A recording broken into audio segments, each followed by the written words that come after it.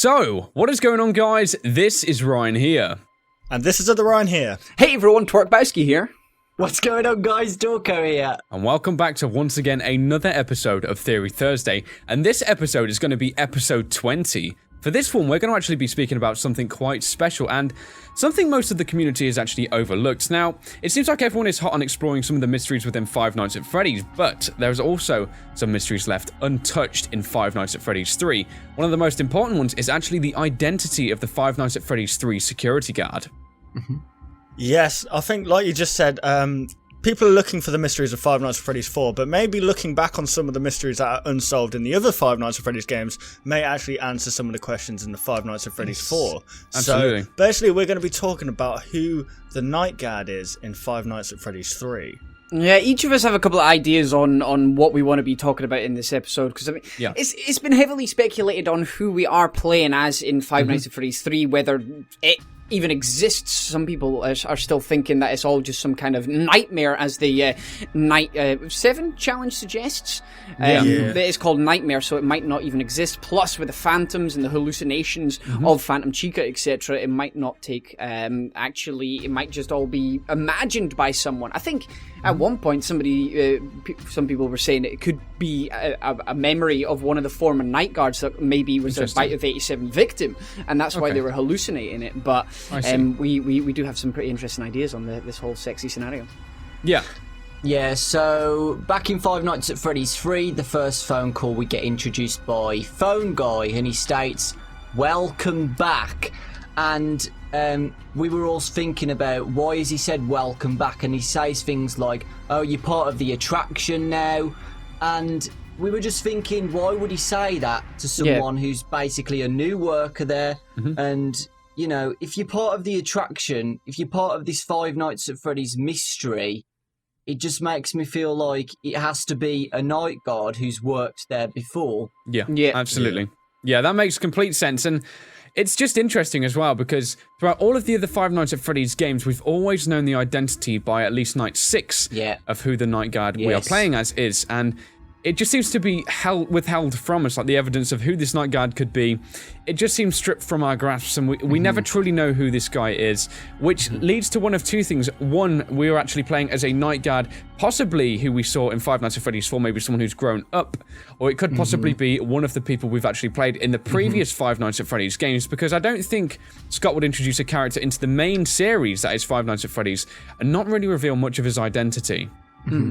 Yeah, like you were saying about the whole newspaper thing, usually what's followed by the newspaper is a paycheck with the name and the date on it, but this time it's just nothing but the paper saying that the horror attraction is actually burnt down. And I think we just need to look through the actual game itself to kind of give ourselves some hints. For example, like the hallucinations we see some of the Five Nights at Freddy's 1 cast and some of the Five Nights at Freddy's 2 characters. So it just makes you think it's got to be someone who has some kind of history with both of these characters. Yes. Now, before we actually go further ahead with this one, I just want to say something, because I know what some people in the comments might be thinking. Now, there is actually a box situated in the Five Nights at Freddy's 3 office which seems to contain most of the animatronics, but if we actually look a little bit careful, we can see that the puppet is not actually within the box yet. We can see this character throughout the establishment in Five Nights at Freddy's 3. I believe in Cam 08 we can kind of see the reminiscence of this character's build. I think there's a mask on the wall, isn't there? Something like that. On the right hand side, there's the wee mask. Yeah, that's it. It still does. That it still doesn't give an excuse for him to hallucinate the full body of the animatronics. He has seen the heads, but he hasn't seen the bodies of all the animatronics. So he must have seen them, surely. Yeah, like they kind of inhibit the same jump scare styles as well, don't they? Like Foxy leaps forward, and it's a similar thing like that. It doesn't make sense. Yeah, the only one is, I suppose, Balloon Boy's, because he doesn't really have a jump scare, but there's pictures of the puppet on the walls, but you wouldn't picture it, because he is as he is.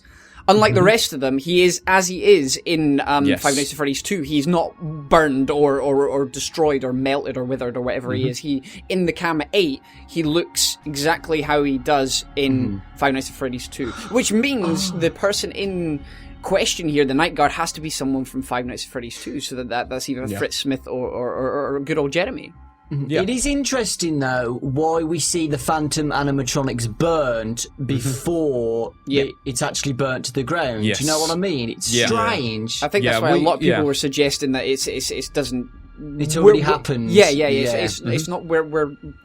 It's hard. It's either somebody's been injured in this and they're sort of imagining it, and or some kind of premonition thing. It's weird. It is strange. Yeah, I remember we had that theory, didn't we, about the Five Nights at Freddy's 2 having some kind of fire, because obviously we know that the Withered animatronics and the toy animatronics were both together then, and obviously judging from the state of these actual older animatronics like the Chica and Foxy, you can see that they're even more withered. So we had that this kind of idea that maybe there was a fire somewhere between there and. I don't know. It's a hard one to balance out, really.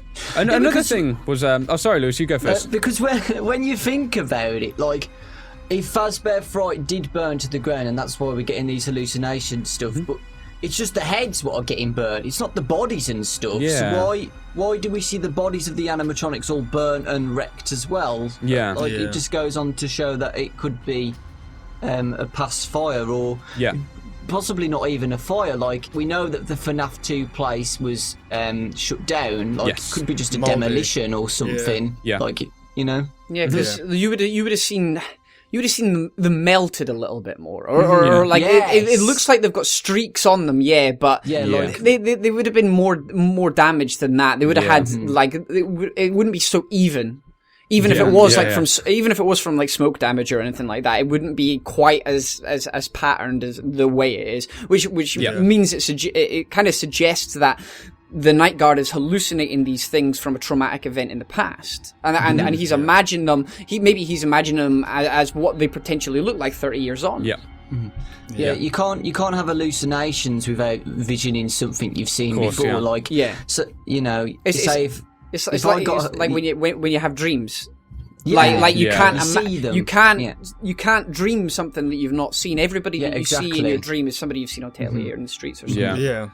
So it's the same thing if you're having a hallucination. As far as my gathering on the subject is. Yeah. See, I was thinking that you was talking about the Five Nights at Freddy's 2. It could possibly be a Night Guard from there, but it could also be one from maybe Fredbear and Friends as well, because technically we don't actually know about the Night Guard from that place. Yeah. Who knows? It could have even been the purple guy. He could have been a Night Guard in that establishment. Absolutely, yeah. Then maybe he went and got fired and went on a rampage and killed a load of kids. Interesting. Well, another interesting thing as well, which kind of relates this whole the Night Guard we're playing as in Five Nights at Freddy's 3 to possibly a past employee is the jump scares with Springtrap. Because that's always been something in question. Like, Springtrap appears to be very aggressive. He always wants to get to the office and things like that. But when you actually encounter Springtrap, we have to remember, like, the jump scares in Five Nights at Freddy's 1 were very in your face. And same with Five Nights at Freddy's 2, it would cut after they got really close to your face. And obviously we didn't see the aftermath of the animatronics killing you after. But Springtrap almost approaches you. It's almost like a kind of slow pace. He approaches you and then he stops and then it kind of cuts. He kind of closes his mouth. It's almost like he's more surprised to see who you are. See, this is what I was thinking, like, because obviously in the Five Nights at Freddy's 4 Night 2 minigame, we see this purple guy fixing up a Springtrap character, so who knows, maybe they work together in a way, and I don't know, maybe like you're saying, he could recognise who this person is. Absolutely. What's interesting as well is Scott added that update with the voice of the Springtrap, and a lot of people are saying that it says, like, help me and stuff. And which relates back to why when he gets in your office, he doesn't try and kill you. He's more kind of shocked as to say, help me, sort of the glare. Help me. Yeah. You never know, that might be why he did make the fire. The person who, maybe the Night Guard did cause the fire, I made a theory video on this ages ago, he just wants to get rid of everything, you know, including Springtrap and stuff. But then people say that Springtrap caused the fire, so but then again, it still makes sense, maybe. But then again, you see Springtrap at the back of the article, so why... If he wanted to kill himself on the fire, why would you see him there? Like, And unlike the Five Nights at Freddy's 1 and 2 death screens, we're actually met just by a game over screen, so it doesn't actually show the aftermath of what happens. So, and like Five Nights at Freddy's 4, we know that to be a nightmare, so you know it's understandable that we get that kind of ending. Yeah, we don't see ourselves get shoved into a suit or anything, so we don't know what Springtrap does to us at the end. Exactly. So thank you very much for watching this video, guys. We do hope you did enjoy. This was exploring, of course, who the Night Guard might be in Five Nights at Freddy's 3. Be sure to comment any of your thoughts down below. And if you guys did enjoy this video, why not leave a like rating on all of our videos? And if you're new to either of our channels, why not subscribe for more interesting videos like this and also some gameplays. So thank you very much for watching the video, guys. We do hope you did enjoy. And we'll, of course, see you on the next one. Goodbye, everybody. Bye, guys.